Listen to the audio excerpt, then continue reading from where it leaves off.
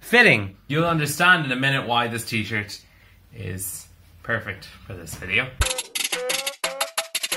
I won't lie, I am slightly nervous about making this video because it's been a very long time since we've had a very serious chat on this YouTube channel. In collaboration with Belong To, I am speaking openly about my experiences with coming out and why talking made a really big difference, and this is because of their Better Out Than In campaign. And fingers crossed it will help anybody watching who might be struggling. I suppose the best place to start with this sort of story is my background. I come from a very small town in the country. The school I went to had a majority male student body. I am not exaggerating when I say there was not one school day from the start of my first year to my last day of secondary school in my last year. I was punched, I was kicked, I was spat on, I was stabbed with a compass needle, I had my things stolen. Every time it happened, I was called a faggot or a puff. You name it, I was called it. I was physically and or mentally tormented every single day of secondary school. Looking back in that time of my life, it doesn't surprise me that I was so far in the closet. Looking back on that part of my life, I hated myself. I hated who I was. I hated everything about myself because I had been programmed for 5 years solid to think that way. When I started secondary school, I was such a bright, smart student who really just wanted to get good grades. I remember that slowly turned on its head as time went on, and by the time my final year of school came around, I was struggling to just keep my head above the water. I was struggling with anxiety, with suicidal thoughts, with thoughts of self-harm, and I had nobody to talk to. I felt like I couldn't talk to my parents or my teachers because in order to talk about being bullied, I would have to talk about why I was being bullied. And in the school that I went to, multiple teachers, even the vice principal, saw me repeatedly being physically and mentally hurt and did nothing about it.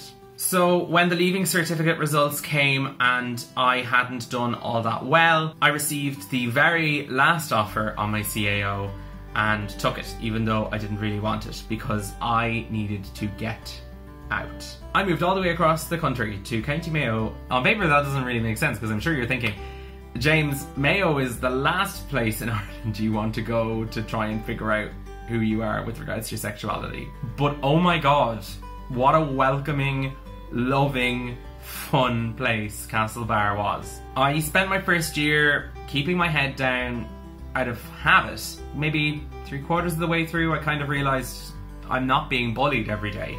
This is great. Halfway through my second year, I'd met some friends on the internet through blogging and had been able to open up to them in anonymity about my sexuality, which felt fantastic. But there was always this little bit missing because it wasn't in person. It wasn't a person I really knew. It wasn't one of my real life friends. For me, it felt like there was still something missing. I remember texting one of my friends who lived on the other side of the country at the time, Fiona, and telling her. And she was the first person I knew in real life who I had told. It was by text message and she was so incredibly supportive. But once again, there was still this big piece for me missing. I felt like it still hadn't happened. It still didn't feel right because it hadn't been in person. Fiona suggested I immediately go and talk to one of our mutual friends who lived quite close to me, Steph. I remember it was like a Tuesday night, it was 11:30, midnight, everyone was getting ready to go to bed, and I called Steph and I said, please come over to my apartment right now, I need to talk to you. And she thought something was really wrong. In my mind, there was something really wrong. I brought her into my bedroom and we sat down on the foot of my bed, just staring at her with tears in my eyes, and she did not know what was going on or what was wrong. I started talking because we had just been sitting there in silence for a few minutes and it was just incredibly awkward. The sentence went something like, I've been really struggling for years. Coming to here has helped me realize that who I am isn't a bad thing. I'm so tired of not being able to be myself with the people I love and care about, And so then I remember her saying, I'm gay. She just smiled and grabbed me and hugged me, and I just, I'm getting emotional now thinking about it. Blah. I just broke down, and she asked me, why are you crying? And I said, because I'm so afraid that the people who matter to me won't accept me.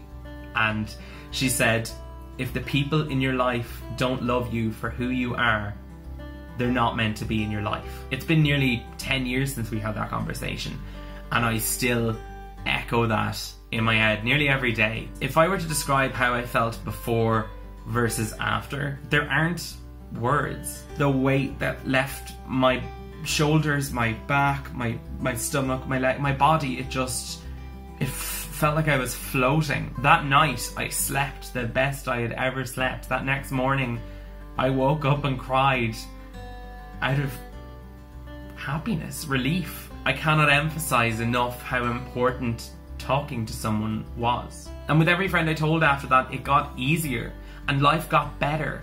I was happier, I was healthier, inside and out. Every single experience I had with talking to someone that I love and care about just made it even easier to do the biggest thing I've had to do with regards to my sexuality and tell my parents. It's just really important to remember that if you are a person watching this, that you are loved, you are an important part of people's lives, your life is worth living, and that there's no shame in talking about how you really feel to a friend, a loved one, someone you trust, or even a support network like Belong To. If you are feeling like you are struggling with your sexuality or your gender and you need to speak to someone, please visit www.belongto.org.